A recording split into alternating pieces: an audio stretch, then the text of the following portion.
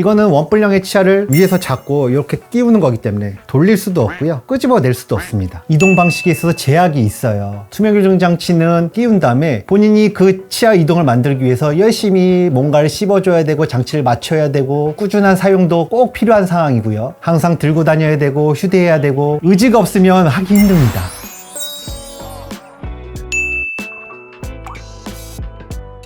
안녕하세요. 세상의 모든 치아 이야기 세모치 정민 원장입니다.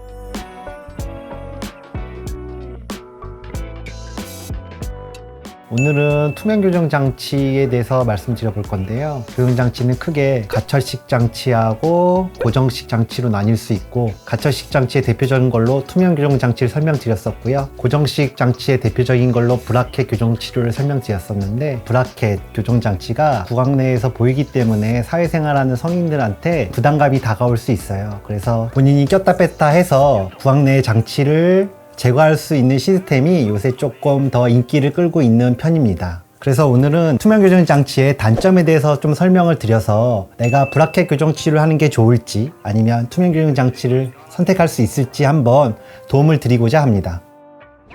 투명 교정 장치의 단점을 설명드리려면 이 장치가 어떻게 만들어지는지 조금은 이해를 하시는 게 필요한데요. 구강 내를 스캔하거나 본을 떠서 치아의 모델을 컴퓨터 상으로 입력을 시킵니다. 인비절라인의 클린체크 같은 프로그램을 통해서 치아를 조금씩 단계별로 이동시키고, 그 단계에 맞춰서 3D 프린터로 모형을 출력한 다음에 이런 장치를 찍어서 만들어내게 돼요. 이 장치는 각 단계에 조금씩의 치아 이동량을 포함시켜서 치아 이동을 이루어내게 됩니다. 그런데 생각을 해보셔야 돼요. 원뿔형의 치아가 이렇게 있다고 생각하면, 브라켓을 붙이고 철사를 넣은 치아들은 치아를 밀거나 당기거나 올리거나 내리거나 하는데 아무런 제약이 없습니다. 철사를 구부리거나 고무줄을 걸거나 스프링을 넣거나 하면 다양한 치아 이동이 가능한데, 이거는 원뿔형의 치아를 위에서 잡고 이렇게 끼우는 거기 때문에 돌릴 수도 없고요, 끄집어낼 수도 없습니다. 이동 방식에 있어서 제약이 있어요. 그래서 사람들이 생각을 했어요. 이걸 어떻게 극복할 수 있을까? 그래서 치아에다가 손잡이를 만듭니다. 그걸 우리가 어태치먼트라고 하는데, 컴퓨터 프로그램상에서 치아를 이동할 때 치아 이동이 어떤 식으로 일어날지, 위로 올라갈지 옆으로 돌릴지 이쪽으로 돌릴지에 따라서 그 치아 이동에 맞는 손잡이를 치아에다가 레진이란 재료를 통해서 붙이게 돼요. 그 붙인 상태 그대로 치아를 이동시키면서 그 어태치먼트의 음영을 여기에 그대로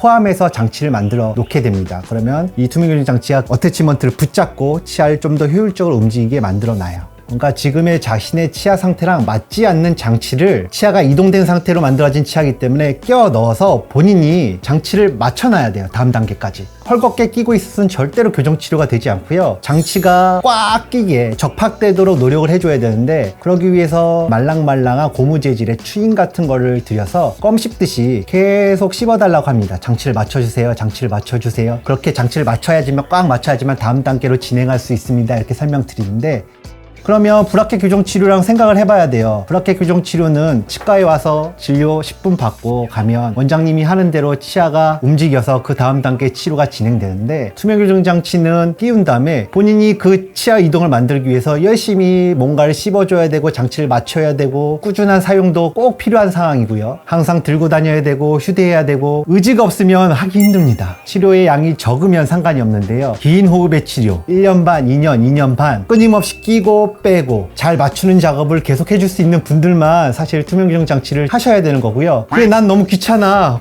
도저히 할 수가 없어, 그런 분들은 사실 브라켓 교정 치료를 하시는 게 맞습니다.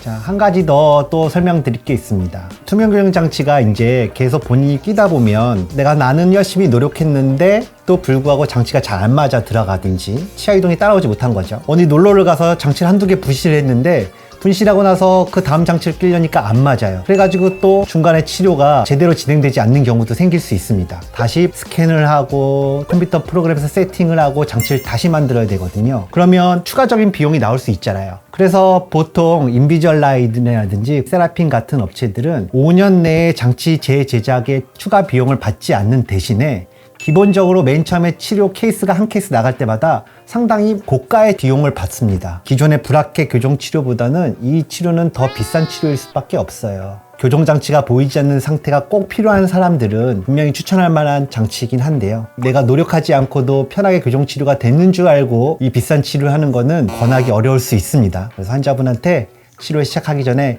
이런 내용들에 설명드리고 선택을 도와드리고 있어요. 교정장치 선택할 때 교정과 원장님이랑 이런저런 얘기를 나누게 될 겁니다. 투명 교정장치를 쓰면 좋대더라, 장치 없어서 보기도 좋고 심미적이고, 장점을 많이 들으셨겠지만 단점은 또 얘기 많이 안 들으셨을 수도 있을 것 같아서 설명을 좀 간단하게 드렸습니다. 생각보다 본인의 노력이 필요한 치료이기 때문에 본인의 성격이랑 취향이랑 이런 것들 다 보고 결정하시는 게 맞을 것 같습니다. 지금까지 세모치 정민 원장이었습니다.